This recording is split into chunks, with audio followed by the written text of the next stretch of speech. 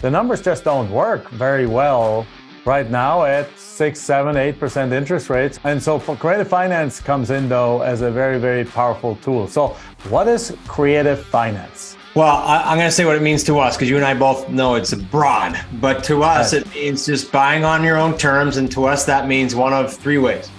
Why do they say yes to you? This is important.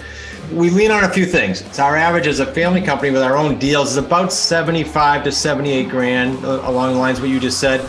Hey there, and welcome to another episode of the Jack Bosch Show. Again, my name is Jack Bosch, and we talk in our show about all things real estate and finance. So today we're going to combine the two and talk about creative real estate deals, like creative real estate finance, those kind of subjects in the real estate space. And our guest today is Chris Prefontaine. Chris, how are you doing today? I am doing terrific, Jack. Thanks, and thanks for having me. I can't wait to chat. Wonderful. Same here. Let's jump right in and let's get started with the very first question. What is creative finance? Well, I'm going to say what it means to us, because you and I both know it's broad. But to us, It means just buying on your own terms. And to us, that means one of three ways. Owner financing, specifically on free and clear property, though, debt-free. We'll talk about why. Secondly, sub to existing financing, so subject to existing loans staying in place. And third, lease purchase. Those are the primary three ways we buy. So when you say creative financing, to me, it's that. But you and I both know there's pivots on every deal, and we could go on for hours on one little deal that gets creative. I started back in 91, built a bunch of homes, did land when I was in my 20s without even knowing I was doing creative financing. I had the landowner wait, I had the builder build on their dime, and then I sold the package. Like, I was naive enough to go ask for that, and I got it in my 20s, but the market supported that too. And then I owned a brokerage. Then I sold that to Coldwell Banker in 2000. And then I was working on my own deals and coaching clients in US and Canada from like 2000 until the crash. So when I say it was born out of necessity, here's what brought me to that. The crash beat me up mentally, physically, financially, every way, but financially was bad. And so when I came out of the crash, and it took me about 3 years to get my head straight that I didn't cause the crash and I could do real estate again.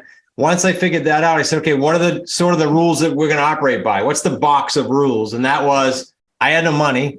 My credit was beat up. And so I said, okay, we won't use our money. I don't have any. We won't use others' money. We won't take out loans and sign personally, because signing personally just crushed me after the crash. So that's why we got into the creative financing in the three types of deals specifically. So that's actually, so is it fair to say then that basically the hardship of a few very difficult years have enabled you to find a different opportunity that now potentially is even better than what you did before? 100%, spot on. Yeah, I mean, people told me, I remember in summer of 13, where I started really picking up steam after I got back on my feet.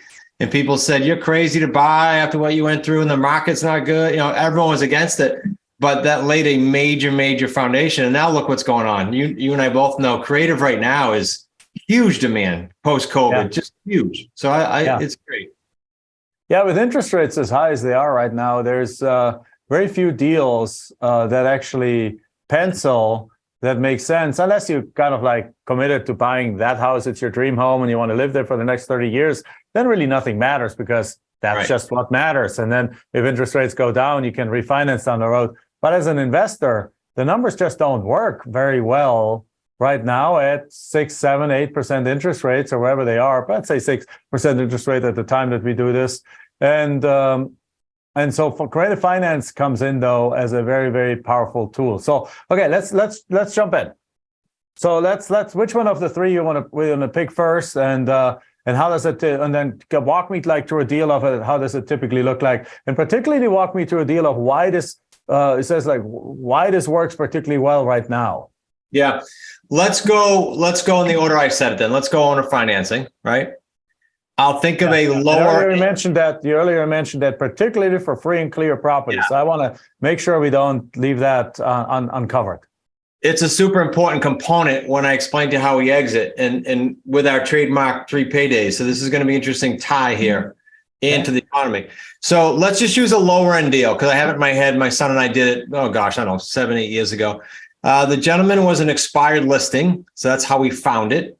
Not different than most investors. It was an estate. He had a bunch of properties, and the siblings did not want to do creative financing. They which is typically the case in an estate, right? They wanted it now. They wanted it closed out. So we went away. The guy called me about 6 months later, said, "Do you remember me?" "Yeah." "Okay, I have all his properties. They're gone, but I have one of my properties. And could you come do that owner financing thing because I'm leaving the state?" He's retiring to South Carolina. He had on the market for like 2 teens, I think it was 219 or something, with a realtor. Didn't sell. So when I sat literally on his front porch, I said, "What did you think you were going to get if it had sold?" He said, "Wow, I had in my head like 183.9. Now this house is free and clear." I said, "Great, I'll pay you 183.9. I really don't care about price when I explain to you how we structure these, because we're going to structure the owner financing payments are going to be principal only, no interest. So 183.9, I think we paid for that, and we paid $923 a month principal payments. So especially if they'll go out at least 4 years, any seller, as long as the price is realistic, I really don't care, because they're not going to get that from a wholesaler or a flipper, because they got to get a good number on it. We can pay the number if I get at least 4 years on it, owner financing with principal only payments. So we structured that deal. We exit all our deals, almost all of them, in a rent-to-own scenario, where we're cashing out anywhere between 92 and 98% of those, because we have such a strict upfront criteria for these buyers getting in the homes. This house went the 3 years, so a year left in the term. We called another technique and we said, "Hey, would you be open to an additional principal pay down in extending us another year on the term?" They're retired. So they said, "Sure, that $6,000 would be good." I think it was $6,200 payment we would make towards principal for them to extend it another year. The next year, they wrote us and said, "Would you do that again?" In the following year, so now this deal's already out from a 4 to a 6-year deal. The following year, we turned it from a 6-year principal only payments. We took the balance, amortized it, and took it out 15 more years. So that just was a deal after the deal after the deal after the deal. But let me give you a metric, and then I'll be quiet and you can ask about that one. The metrics are, when you find a home for about 200 grand, that was 183, 200 grand or higher, 4-year terms at least, 900, 950 payment a month on principal only. With the 3 payday system, you have a 6-figure deal every time. And now, so I'm not saying we go and do 10 of those a month. We don't. But how many of those do you really need per year to make a nice little portfolio of this wealth building up because of the principal pay downs? So, okay, so now let's unroll that. Let's unroll that, because that was pretty quickly. So you got this deal for 183,000. You agreed basically a 0% loan. That means that by definition, about what, $1,000 a month? 923, yeah, in this case. 923. Okay, that's $923 a month, which adds up to about $10,800, $10,900 a year. That's rounded up to $11,000 a year that you pay this person. All right, so good. So now you got a house, and the house is empty, and the house is in decent condition, I would assume, right? Yeah. Or do you have to put in a whole bunch of money to rehab the house? Good question. We don't rehab houses. So even if it did, this didn't, but even if it did, we will sell it as is to what we call a tenant buyer, and they will assume the responsibilities. We'll price it accordingly, but they'll assume all responsibility. So for 4 years, you agreed with that. So 4 years of $11,000 of principal pay down is $44,000. So 183 after 4 years, you only owe 139, right? Is that about right? Yeah. So 139, and then you extended it for another 2-3 years. How many years? 2 years? Did it twice in a row for a year each. Yep. Yeah. So that basically now takes it from 239 to 28 to 17, 117. Sorry, 170. You only owed $117,000 on that property by the time you then refinance it into a more conventional kind of loan at that point.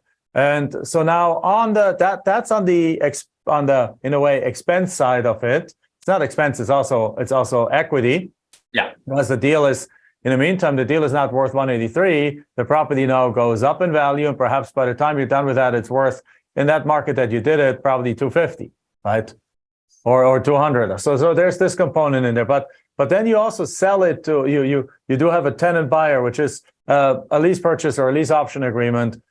And how much should that person pay? Okay, so we put it on the market for 225 at that time and got it. And here's what happened. Here's the magic in this. So they paid us $1,500 a month. And so there's a delta there. That's our payday 2, we call it.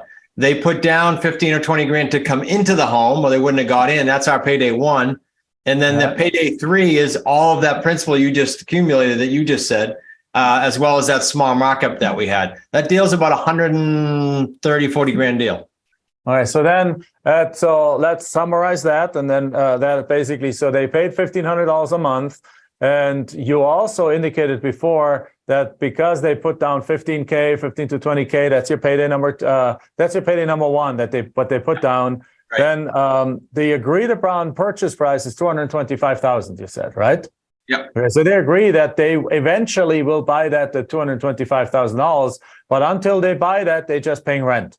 And if they move out, they lose everything, right? Correct, 100%. Okay. Yeah. So now they're paying their $1,500, which first they're paying down $15,000 or $20,000 down payment, payday number 1. Then you have a spread because you're paying $920 to the guy and you're getting say $1,500, so that's $580 in spread. And then if there are any repairs, you push them back to the tenant buyer and say like, hey, you got to do your own repairs, right? Correct. So therefore, your maintenance cost on that thing is really, really minimal, close to zero, but probably not entirely zero, but very, very minimal. And so that's $580 a month. That's $5,000, $6,000. It's like $7,000 a year you're making cash flow, $15,000 to $20,000 up front.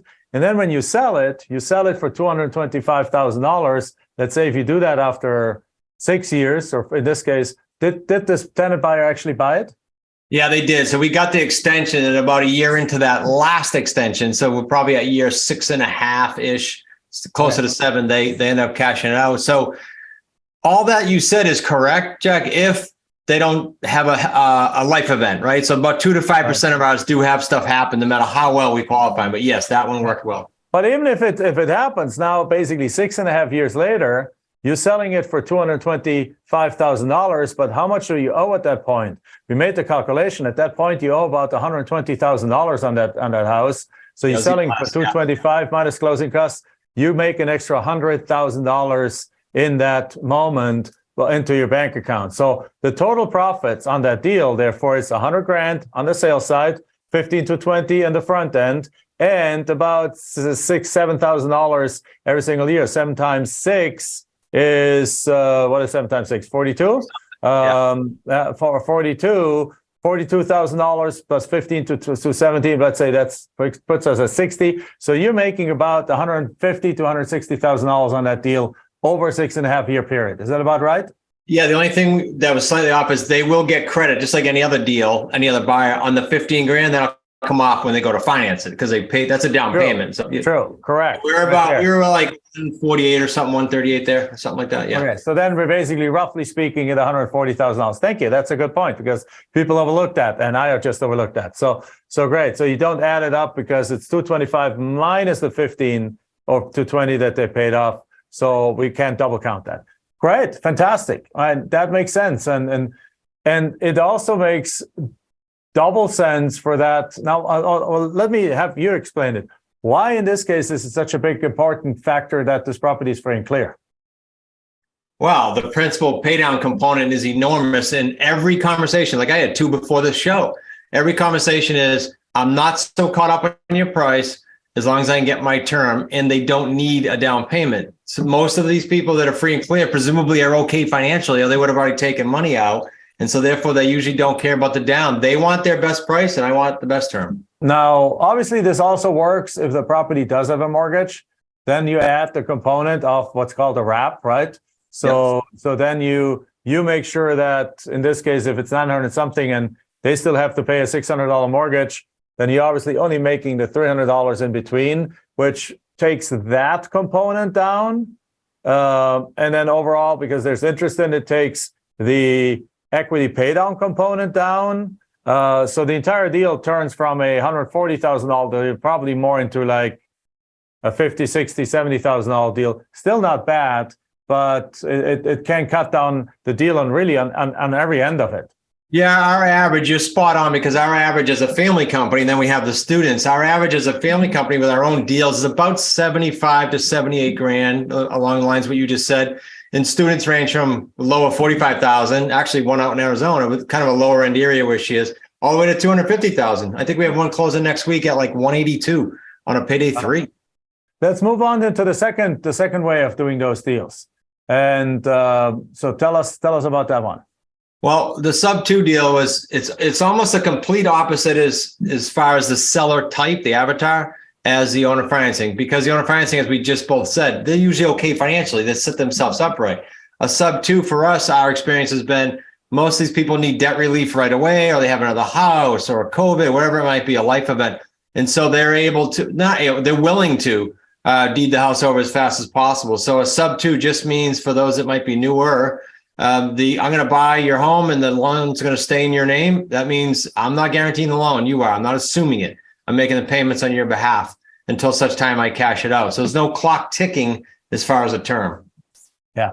A lot of people are worried about that one. Is like, why would somebody do this? Because, I mean, the alternative is that they're getting foreclosed on and they're losing their credit. Right. And if they can't sell it, particularly in a market that's going sideways a little bit, they might be not having much equity in the deal, and so they might have to sell for less than they owe, which again brings a problem, or at least close to it. Or do you buy properties that are like small margin deals, or do you only do the ones that do have a lot of equity? Why do they say yes to you and to one of these investors? Like that? Because it's like, if you think about it, it's like you're handing your credit in this case over to somebody else. Yeah, this is important. So we lean on a few things. Us, the family company, and the students, we lean on a couple things. We lean on our experience for 30 plus years. Like I use that. Why? Because I have it, so I use it like you would for your 20 plus. Secondly, the Creative Financing Real Estate Association, it has accreditation and a certification. So our higher end students get the accreditation, and I've heard many of them, because I'll listen to their calls, use that on the phone. So somebody will say, well, yeah, I got a bunch of calls from investors, and they'll say, really, are they accredited from the Creative Financing Real Estate Association? So that helps a lot. Quite frankly, I think a lot of that goes away if the student or I or you are confident on the phone, as you know, if there's some confidence. If not, they have doubt, right? So then they have to get really good at script. So those are some reasons that come to mind. I found confidence being the number one thing. I actually call confidence the currency of business, because at the end of the day, it's all about confidence. If you look at how can a 19-year-old Mark Zuckerberg walk into a room of multi-billionaire venture capitalists and convince them to get funding, right. It wouldn't have happened if he would sit there in the corner and be like, yes, I think perhaps this could be a success. Yeah. No, he walked in there. This is what it's going to be. This is what we're doing, and just with utmost confidence. And they're like, yeah, we're investing in this guy. We're trusting him. And it's the same thing when you're in these kind of conversations, whether it's land or whether it's houses. Yeah. 100%. If a student says, so did they ask me for credibility? Or they asked me for my financials? Or they asked me, it's because they're not confident in you. You said something that gave them doubt. Yeah. Exactly. So in this case, again, back to the question, do you do deals that, back to the question I wanted to ask earlier on, is do you do deals that don't have much equity? Yeah. I just, we'll even do a lease purchase or that way, but with these sub 2 deals, yeah, I'll do deals that have not much equity, only because of the 3 payday system. I can create, with those 3 paydays, I can create a lot of money in that deal, especially if it's a longer term deal, and sub 2s are, if you want them to be. Yeah, absolutely. Because you're taking over, and as long as you're taking over, you have ownership because you get a deed, right? Yeah. And then you pay that person's mortgage, and you can pay it for as long as it's going. If this says 25 years to going, there's really nothing the seller can do to force you to pay that off early. Right. So there's not much he can actually do. So you could, again, to describe this 3-pay system. So you now on the exit side or on the disposition side, you do the exact same thing. Correct. You put a tenant buyer in place, right? Yeah, one caveat. So we did this recently. An attorney went through law school, messed up her credit, and did a rent-to-own with us.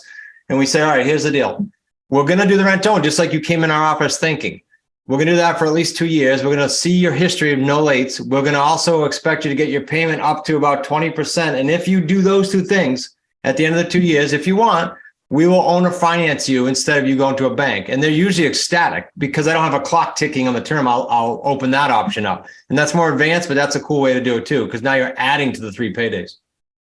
So you're doing owner finance, but you're not paying off the original loan.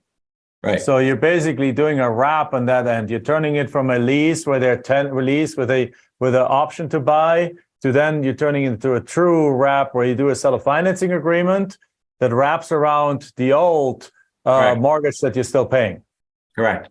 Right? And for anyone, this is too complicated. Let's just bring that. Like a couple of years ago, before COVID, we sold our old house. We had moved into a beautiful new home, and the market was very, very slow. If you remembered, before COVID, the market was not on fire.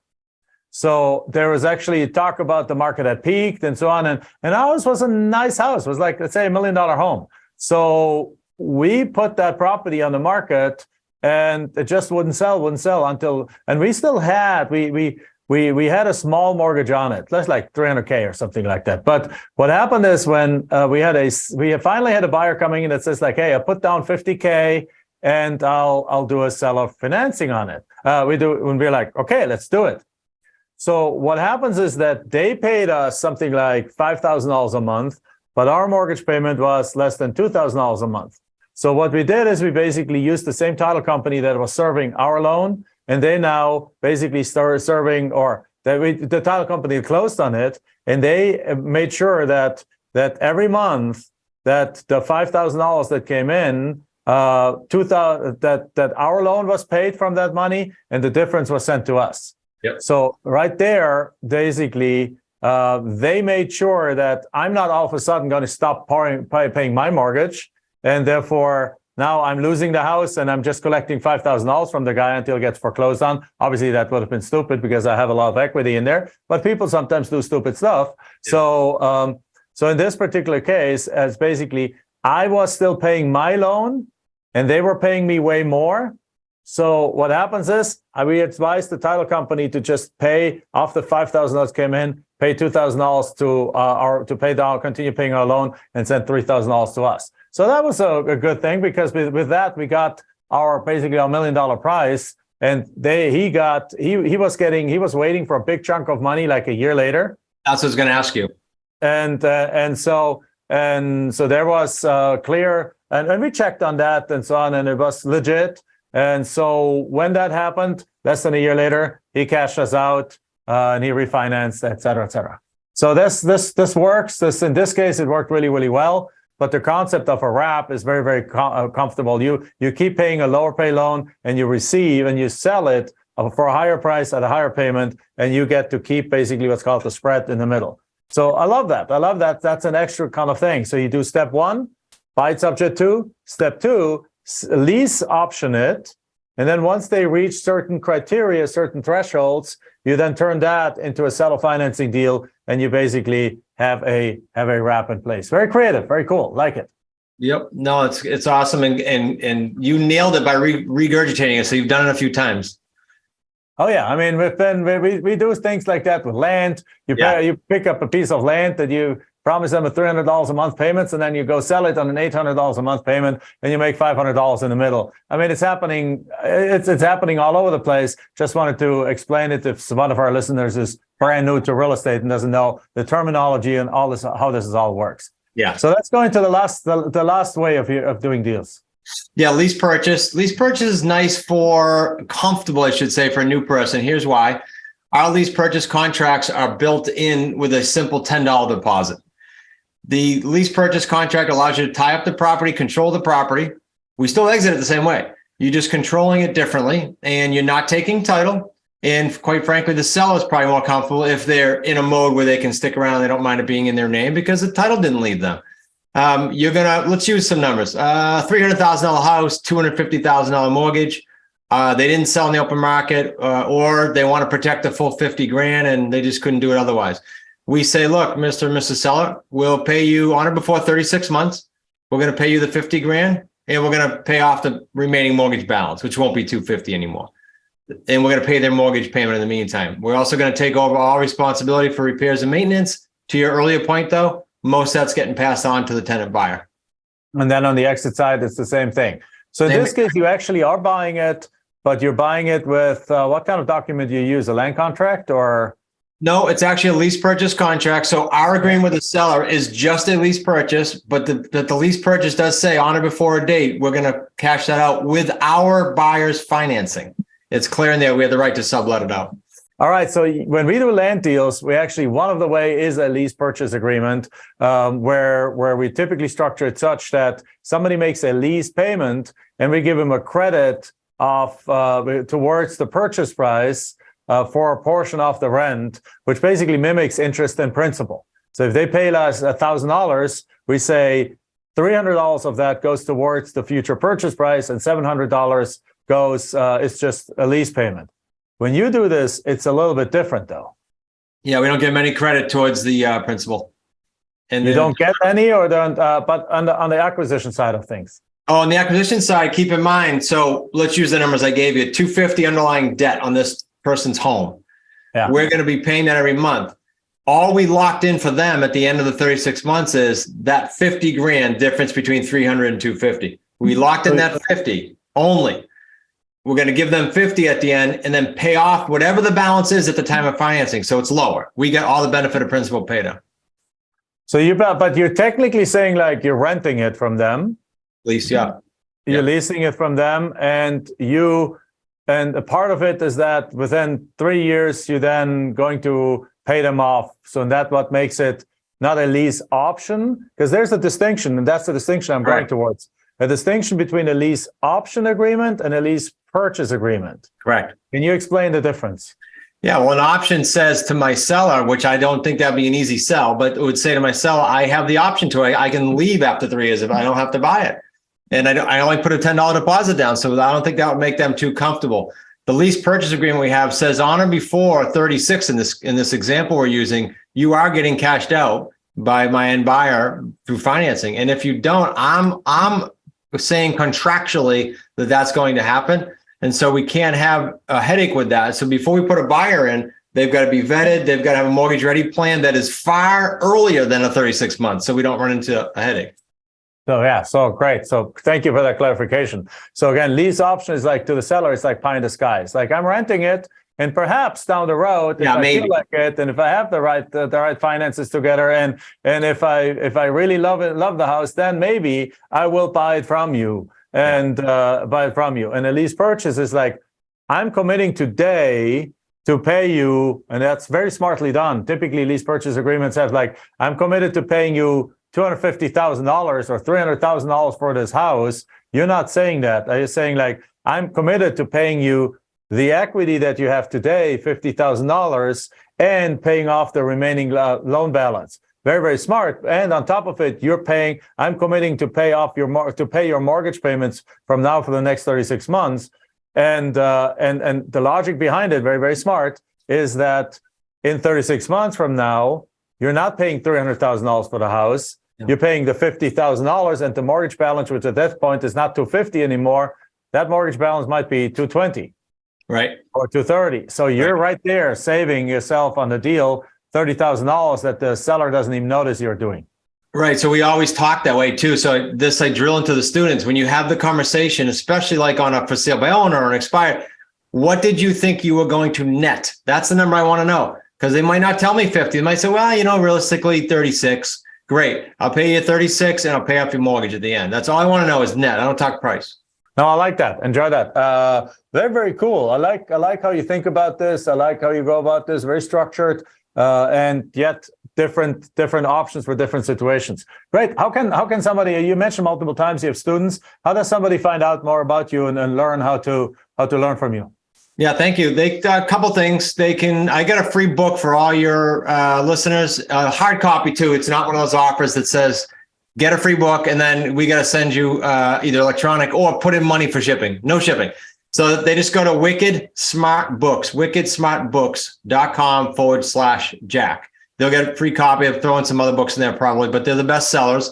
And then there's a free master's classes. You can tell Jack I'm big on free, because I want someone to say, if they look at our niche, you and I have creative financing, I want them to say, all right, this is for me, after they get to do some due diligence for free. So they can go to smartrealestatecoach.com/masters class, and that'll get them into that for free. All right, very cool. Thank you very much. Now, what would you what do you find is the number one thing beginning students that wanted to get into creative finance, particularly in the housing side, what are they struggling with most? This is probably going to surprise the listeners, not you, but it's mostly mental. So it's false expectations.